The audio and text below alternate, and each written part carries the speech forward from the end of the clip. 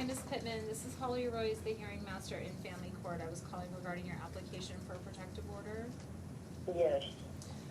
All right, we are on the record T21-214-200T, the matter of Rebecca Pittman versus Shane Sipe. This is the time set for the court to consider the request for the protective order. All right, so Ms. Pittman, I'm the hearing master who talked to you at the last hearing. Okay. When you chose not to proceed on your request to extend. Yes, and that was a mistake, a very big one on my part, because Shane had me under the impression that, you know, things were going to be okay at that time and nothing's going to change ever. So this is the thing, so I'm gonna ask you this because when you decided not to proceed on the extension at the last hearing, any new application for a protective order has to be supported by new allegations of domestic violence or threats of domestic violence. So tell me, so it sounds like he convinced you to move out of the house. Yes, the only thing I didn't do was take my things. I left it the day he said he was getting out, and I had left everything there. Okay. So, and now you're living in your car, Yes. and that's his house, right? We moved in it together, we pay the bills together, but it's in his name, everything. He always controlled all that. What's in his name? The mortgage is in his name, but when he bought it, we moved in it together 2.5 years ago, and I help him with bills, but he continues to keep everything in his name because I guess of situations like this I've learned, he likes to control things, I guess. So he owns the house. He's, yes. he is on the mortgage, okay. And the two of you are not married, correct? No, ma'am. All right. So, this is the thing, Ms. Pittman, I will give you a protective order based on the allegations, right, are so serious with the shooting at you and your friends, right, that I'm gonna make a finding that there's a credible threat of domestic violence, that there's an ongoing threat of domestic violence. Oh, yeah. So what we need to do is we need to get you into, is it 7240 Dingo Court? Yes, ma'am. So we need to get you in there to get your stuff, right?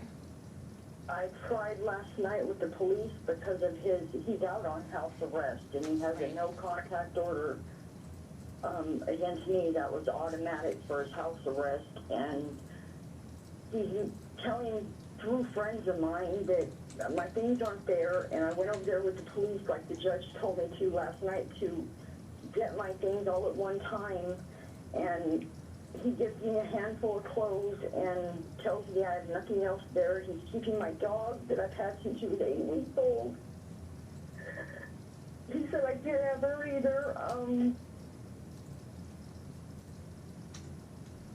Okay. So. I just had my clothes, and he's pretty much telling me that's all I'm getting. This is the thing is, I'm not gonna be able to give you any more than, right, the police only let you take what he said was yours, right? I know, but the thing is, he made me believe that when he got out, his first court date, his no contact order would be lifted because he wrote me letters saying, I just need you to make them believe that you're leaving the house so I can come home. They're denying me because you're there.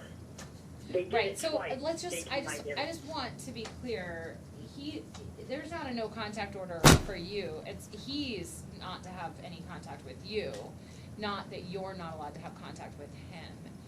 The no contact order applies to him, they don't have any jurisdiction over you, so, See, I'm believing that that's what it was, that I couldn't contact him at all. That's the impression I got. Right. He's manipulating you, right, to And there- believe that. yes. And it's just, it doesn't work that way. Has anybody given you an order saying that you can't contact him? No, the judge just said in the courtroom, and I'm not in court a whole lot, I don't understand a whole lot of it, but I believe I heard the judge say that we couldn't have any contact with each other. Right. So I'm believing that it's on me. I don't know how that works. Yeah. But I know because of his house arrest, I can understand, him not being able to contact me. Does that make sense? It makes sense, except he's, again, manipulating you to believe that you're subject to an order by a judge in his case, right? Like, you can't, a judge, right? Like, I couldn't just say, oh, by the way, your friend, I don't know, let's say Bob, is not allowed to have contact with you either, right? Like, I can't do that because I don't have the authority over Bob, right? Just like that criminal court judge doesn't have authority over you to say that you can't have contact with him. He's subject to that no contact order. So he's manipulated you into believing that you would be violating some order by being at the house or by contacting him, when that's not true. Okay. That being said, I will give you a protective order today.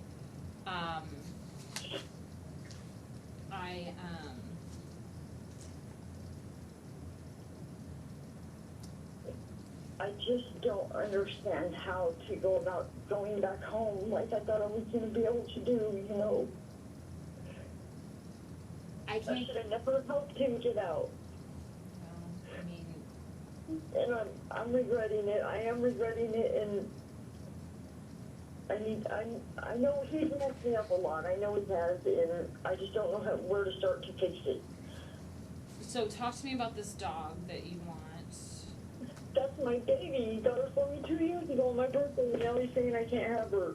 What kind of dog is that? Chihuahua, long-haired Chihuahua. What's the dog's name? Precious, but we call her Boo-Boo. Okay. All right, I'm gonna issue the protective order today.